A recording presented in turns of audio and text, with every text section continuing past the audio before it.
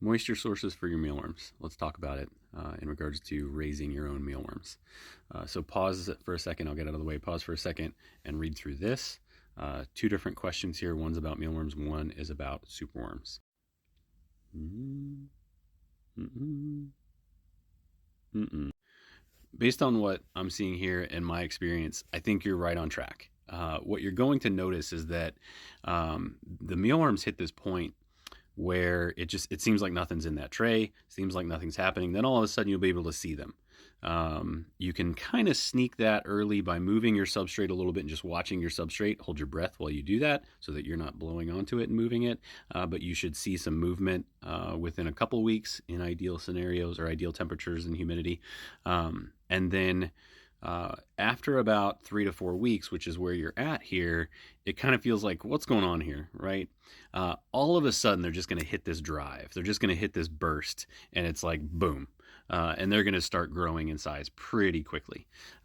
So I would stick with it. I don't have any concerns at this point. Just have some patience, which is going to be difficult, but give them some time. In regards to spraying water every other day, maybe not spraying enough, how do you know?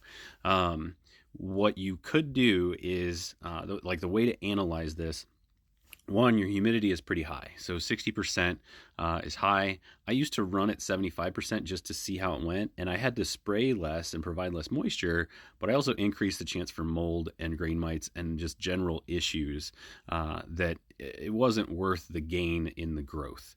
And so I went back down to 50% a couple months ago, I think. And I spray 3 times a week as well. And what I notice is that I could probably up that to every day, because what you want to check for is you want to make sure whatever moisture source you add, whether it's spraying, potatoes, carrots, anything, you want that to be eaten within 12 to 24 hours. You don't want it to sit there and just stay wet and moist. It becomes an attractant for issues that you don't want. Other bugs, grain mites, mold, etc. Mealworms and mold don't get along. So I would say that you're not underspraying, but you want to be careful if you start moving to doing that more. I could probably do daily at this point. I just haven't because I have a whole lot of other stuff going on, and I don't want to introduce a change without having the appropriate mechanism to validate that everything's okay and time to validate everything's okay. So I'll probably make a change in the next few months once I've filled out the expansion area a little bit. But what I would recommend you do is, if you think you want to spray more, after you spray, check that tray and see, or container. You've got the black cement trays. Check that tray and see how long it takes for that moisture to evaporate. In your 60% humidity, it's going to take longer than if you were running at 30%, right? But check and see how long it takes. If most of that moisture is gone within 6 to 12 hours, which I think it probably will be, depends on air movement in your rearing area and how much space you have in between your trays. The more space you have, the more air movement, right? So if you're trying to jam every last tray into that vertical space, you may not have as much air movement. Totally fine.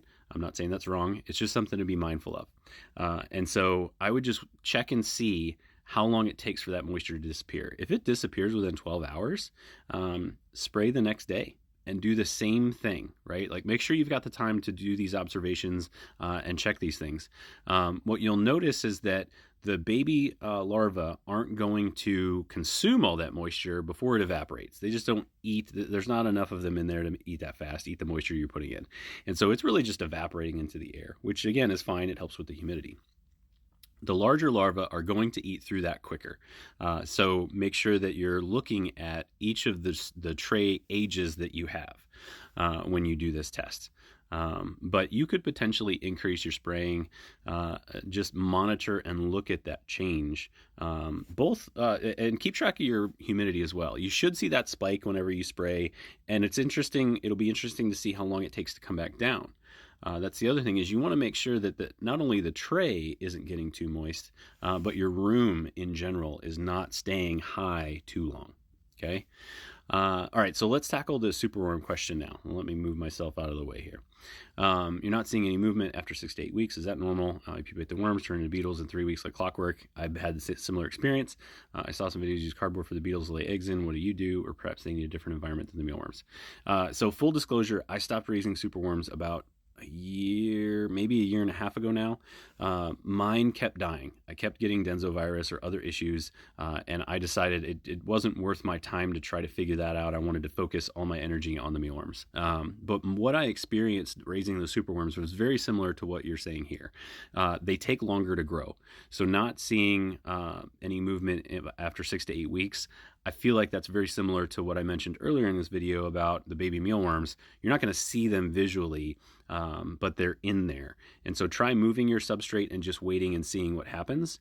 Superworms are more reactive to you, and so it feels like they take longer to start moving once you move that substrate out of the way. Like I feel like they do that panic, hold, wait reaction, and I feel like they hold it longer than mealworms. So give that some, like move the substrate, see if that substrate moves at all. But they grow slower. Their timeline is longer. For me, I think it took about 6 to 8 months for those things to get to where they were large. And it takes a long time. And I had a similar experience with the pupation. That pupation process, hydrate them really well before you sequester them, and then in the right ideal conditions, they seem to pupate pretty efficiently.